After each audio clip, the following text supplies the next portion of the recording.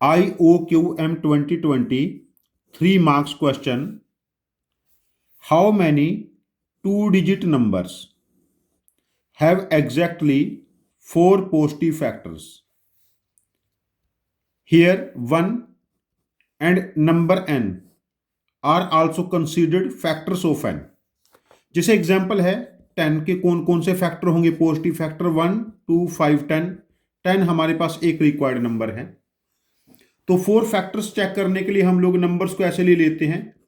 Prime factorisation, पहले prime की power a, दूसरे प्राइम की पावर b, थर्ड प्राइम की पावर c, ऐसे चलता रहेगा ये। तो इसके जो नंबर ऑफ फैक्टर्स बनेंगे वो क्या बनेंगे? a+1, b+1, c+1। और ये 4 फैक्टर्स हैं, या तो ये 4 इंटू 1 इंटू 1 ऐसे रहेगा, या फिर ये 2 इंटू 2 इंटू 1 ऐसे रहेगा। फैक्टराइजेशन ऐसे ही हो पाएगा।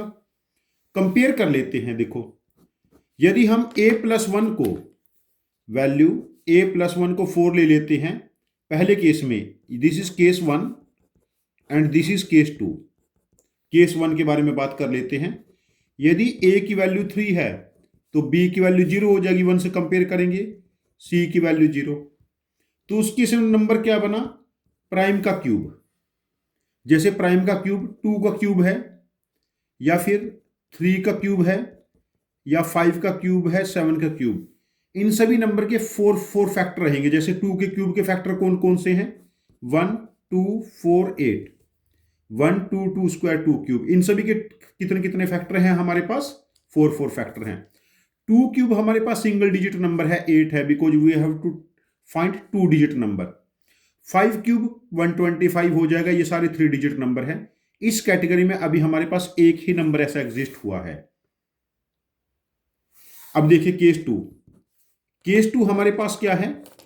जब a+1 को हम लोग 2 से कंपेयर करेंगे तो a की वैल्यू 1, b+1 को 2 से कंपेयर करेंगे, b की वैल्यू 1, और बाकी सारी 0 वैल्यू रहेंगी। तो नंबर क्या बनेगा? पहले प्राइम की पावर 1 और दूसरे प्राइम की पावर 1, 2 प्राइम्स का प्रोडक्ट। अब नंबर हमारे पास 2 प्राइम का प्रोडक्ट हो गया।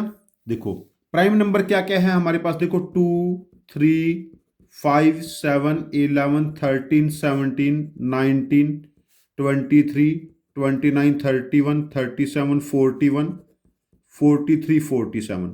ये 50 तक के प्राइम नंबर हैं।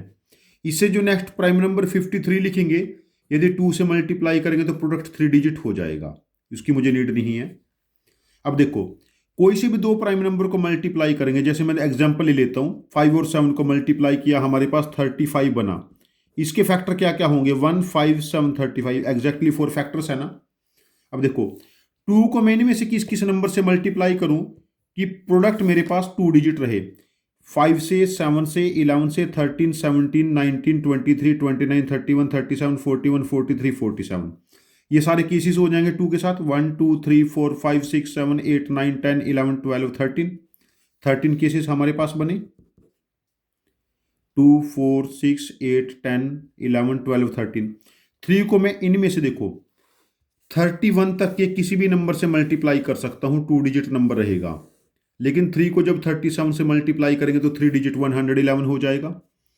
2, 4, 6, 8, 9। इस केस में हमारे पास 9 बने। 5 को देखो किस किस से मल्टीप्लाई किया जा सकता है?